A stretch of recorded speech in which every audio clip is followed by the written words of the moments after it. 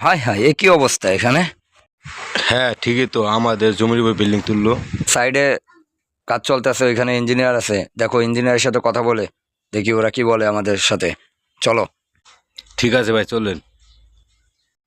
আসো তো দেখি। ওই যে ওনাকে ডাক দাও। এ ভাই এদিকে আসেন।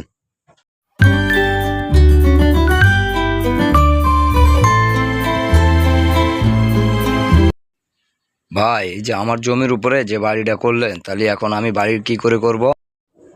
না ভাই, এটা আমাদের জমি। স্যার, আমি ভালো করে কাগজপত্র দেখছি, এটা আমাদের জমি। ওই মিয়া, কিসে আপনাদের জমির উপর বাড়ি করছে? এটা করলাম বেশি একটা বাড়াবাড়ি হয়ে যাচ্ছে, আমি এক্ষুনি চেয়ারম্যানের কাছে যাচ্ছি, আপনাদের নামে কমপ্লেন করবো। এই আসো। যান যান, পারলে কিছু করে দেখান।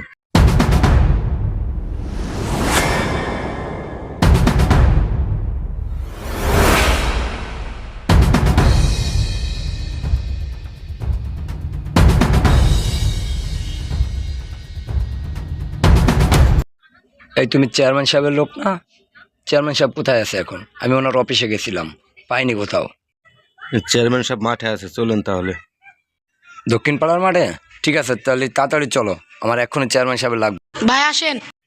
আসসালামু আলাইকুম চেয়ারম্যান সাহেব। চেয়ারম্যান সাহেব, আইছিলাম একটা জরুরি কাজে। আমার ওই উত্তর পাড়ার জমিটার পাশে আরেকজন বাড়ি করছে, তা আমার জমির উপরে তার বিল্ডিংটা সে তুলে ফেলেছে। এই বিষয়টা আপনাকে জানানোর জন্য আইছি আমি। জোনাই, দেখ তো ভাই টাকাটা করতেছে, ডাক দিয়ে নিয়ে আয়। আসেন আমার সাথে।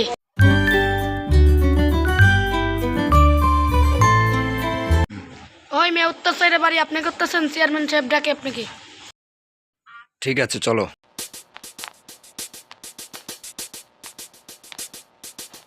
অন্য জমিতে বাড়ি করছেন, চেয়ারম্যান সাহেব মানবো টাকা পয়সা না দিলে?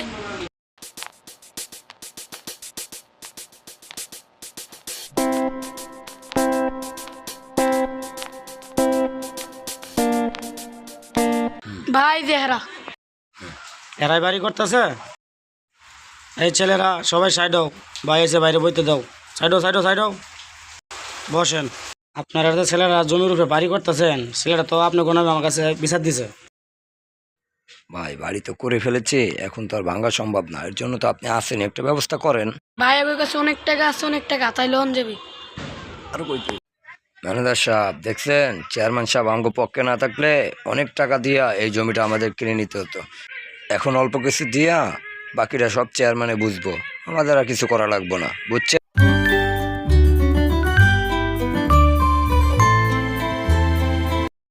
আসসালামু আলাইকুম চেয়ারম্যান সাহেব, কি করছিলেন ওই ব্যাপারটা?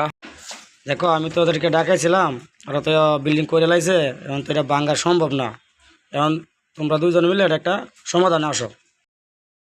চেয়ারম্যান সাহেব, আমি তো সম্পূর্ণ আপনার উপরে ভরসা করে রাখছি যে আপনি যা করবেন।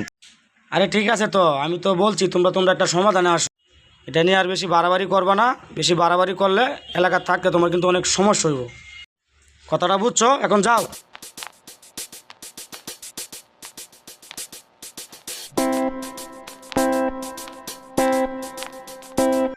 ভাই, আপনি এখানে বসে আছেন, দেখছেন ভাই, আজকে আমাদের টাকা নাই বলে চেয়ারম্যান সাহেব আজকে ওদের পক্ষে গেল গা।